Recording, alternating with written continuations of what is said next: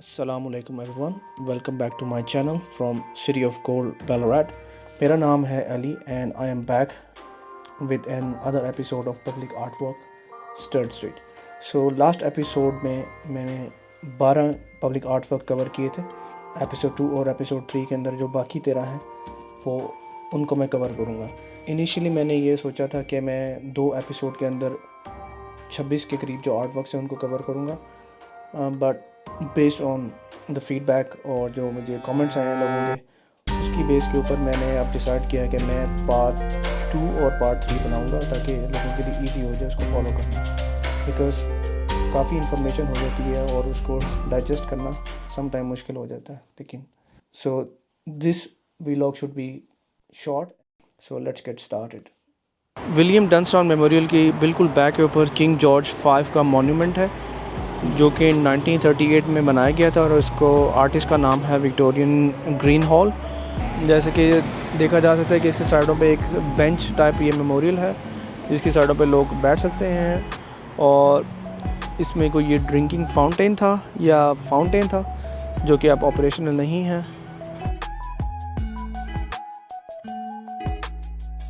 जैसे कि इसके फुटप्रिंट्स के ऊपर भी उनका नाम लिखा गया आर्टिस्ट का. ये 1937 बनाया गया था. ग्रेनाइट का ये काफ़ी बड़ा एक आर्ट वर्क है. इसकी फ्रंट साइड के ऊपर भी एक सिटिंग बनाई गई है जैसे कि बेंच में था. तो ये किंग जॉर्ज 5 के लिए बनाया गया था उनकी 25th एनिवर्सरी के मौके पर, और वो उस वक्त पूरे अपने जो भी उनका अटायर था या रोब था वो उसमें मौजूद है.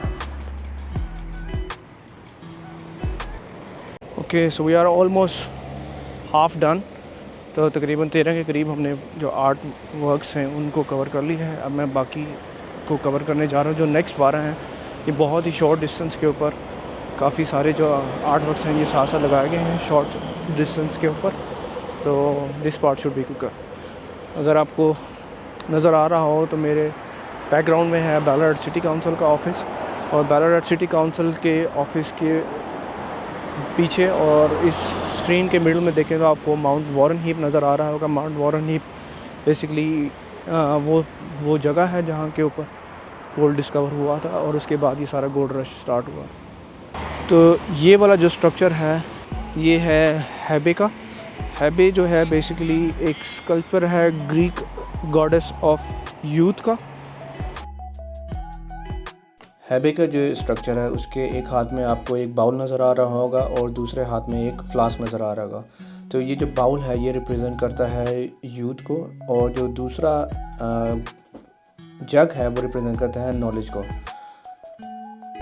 हेबे और रुथ जो है, जो कि दूसरा हमारा आर्ट वर्क है, ये एक दूसरे के ऑपोजिट लगाई गई हैं और दोनों को गार्डन बेड के बीच में लगाया गया है और बहुत ही खूबसूरत एक रिप्रेजेंट करता है वाइट कलर्स और जो दूसरा कंट्रास्टिंग फ्लावर कलर है. तो ये बहुत खूबसूरत सीन लगता है.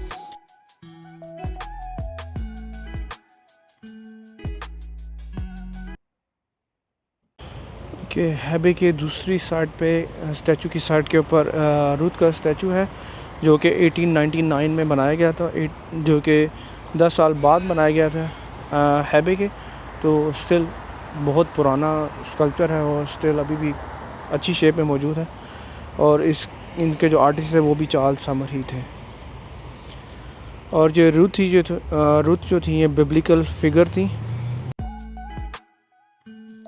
हेबे की तरह रुथ का भी जो स्कल्पचर है वो भी मार्बल से बनाया गया है, और जो रुथ है वो रिलीजियस रेफरेंस है और ये रिप्रेजेंट करती हैं हार्वेस्ट को और मदरहुड को.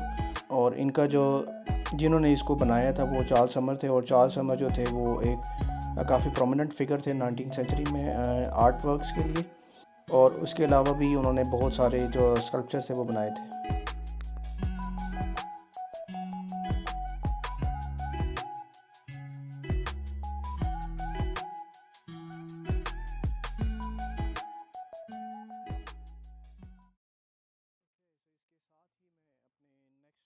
जो नेक्स्ट पब्लिक आर्ट वर्क है इसको कहते हैं थॉमस मोर मेमोरियल, जिसको बनाया था जॉर्ज ग्रांट ने 1889 में. थॉमस मोर एक फेमस आयरिश पोइट और सिंगर थे जो कि जाने जाते हैं अपने मशहूर ड्रामा या सॉन्ग जिसको द मिन्स्ट्रल बॉय और the last rose of summer, तो ये स्कल्पचर उनके ऑनर में बनाया गया है। जॉर्ज ग्रांट ने बनाया था और ये वाइट मार्बल से इस स्कल्पचर को बनाया गया है। थॉमस मोर की जो पॉपुलर आयरिश मेलोडीज़ थी वो उन्होंने 10 पार्ट्स में बनाई थी 1807 से लेकर 1835 के बीच में, और वो एक अच्छे म्यूजिशियन थे और एक स्किलफुल सॉन्ग राइटर थे, और जिन्होंने काफ़ी सारी आयरिश ट्यून्स बनाई थी 18th सेंचुरी के अंदर। बैलारुट के एरिया में ये जो स्टैचू है इसकी काफ़ी हिस्टोरिक और एस्थेटिक सिग्निफिकेंस है बैलारुट के लोगों लिए, और ये काफ़ी खूबसूरत वाइट मार्बल का स्कल्पचर है। जो नेक्स्ट पब्लिक आर्ट वर्क है उसका नाम है क्वीन विक्टोरिया फाउंटेन, जिसको बनाया गया था 1902 में क्वीन विक्टोरिया की डेथ एनिवर्सरी के 1 साल के बाद, और ये वुमेंस क्रिश्चियंस टेम्परेंस यूनियन ने प्रेजेंट किया था सिटी ऑफ बैलारुट की काउंसिल को। और इस पब्लिक आर्ट वर्क में बेसिकली कुछ बच्चे बनाए गए हैं जो कि मार्बल से बनाए हुए हैं, और ये एक मार्बल स्ट्रक्चर के ऊपर खड़े हुए हैं जिसके नीचे फाउंटेन है। किसी ज़माने में ये फंक्शनल फाउंटेन होगा, लेकिन अब ये फंक्शनल नहीं है। इसकी रिस्टोरेशन 1976 में की गई थी, लेकिन आज भी ये एक अच्छी कंडीशन में मौजूद है। सो इस वक्त बैलारुट सिटी काउंसिल मेरे बिल्कुल सामने मौजूद है, बैलारुट स्ट्रीट पे, और बैलारुट सिटी काउंसिल के बिल्कुल सामने नेचर स्ट्रिप के सेंटर में क्वीन विक्टोरिया का एक बहुत ही खूबसूरत स्कल्पचर मौजूद है, और इस स्कल्पचर को 1897 में बनाया गया था। और इस स्कल्पचर के नीचे अगर आपको नज़र आए एक ब्रॉन्ज का पीस नज़र आ रहा होगा। बेसिकली इस तरह की 4 पिक्चर्स हैं जिनमें क्वीन विक्टोरिया जी थी, उनकी जो लाइफ के इम्पोर्टेंट माइलस्टोन थे या इवेंट से उनको डॉक्यूमेंट किया गया है। इस स्टैचू की एक ख़ास बात यह है कि इसकी साइडों के ऊपर 4 एक प्लेक्स हैं ब्रॉन्ज के। ये जो पिक्चर में लाइफ मोमेंट रिप्रेजेंट किया जा रहा है ये बेसिकली द असेशन था ना 1837 में। आई थिंक ये जो थी एलिजिबल हुई थी क्वीन बनने के, आई एम नॉट श्योर। और इसी तरीके से जो दूसरा मोमेंट है लाइफ मोमेंट जो कि है 1838 में कोरोनेशन में, बेसिकली जो क्वीन थी उन्होंने बाकायदा ओथ लिया था एज अ क्वीन, और उन्होंने अपनी जो ऑफिशियल ड्यूटी थी वो स्टार्ट की थी। तो जो थर्ड सीन है वो है 1900 में। सो बेसिकली ये वो टाइम है जब ऑस्ट्रेलिया जो था एक कंट्री बना था, और 1900 में जो कॉन्स्टिट्यूशन बना था जो कि ऑस्ट्रेलियन कॉमनवेल्थ था, तो ये 1900 में बना था। और जो क्वीन विक्टोरिया थी ये बेसिकली इस सीन में उसके ऊपर साइन कर रही हैं। फोर्थ साइड पे देखा जाए तो ये है 1897 में the diamond jubilee. So basically जो क्वीन विक्टोरिया थी उनकी डायमंड जुबली के मौके पर ये सीन उसको रिप्रेजेंट कर रहा है।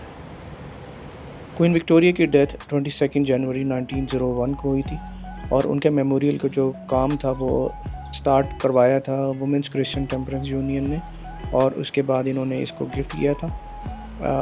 बेसिकली जो मेमोरियल है ये क्वीन विक्टोरिया के लॉन्ग रीन को इंग्लिश थ्रोन के ऊपर, और as a empress of British empire including Australia उसके एंड होने का मेमोरियल है।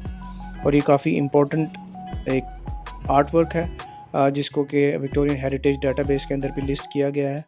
तो काफ़ी डिटेल्ड ये स्ट्रक्चर है, और एक क्वीन विक्टोरिया का लाइफ साइज़ एक स्ट्रक्चर है जिसमें दिखाया गया कि उनके एक हाथ उन्होंने आगे बढ़ाया हुआ है, उनके हाथ में एक सॉवरन ऑर्ब है, और उसके साथ ही एक स्मॉल गोल्ड एंजल फिगर है। तो ये काफ़ी डिटेल स्ट्रक्चर है, और इसकी वजह से आर्टिस्ट को नाइटहुड का भी टाइटल मिला था।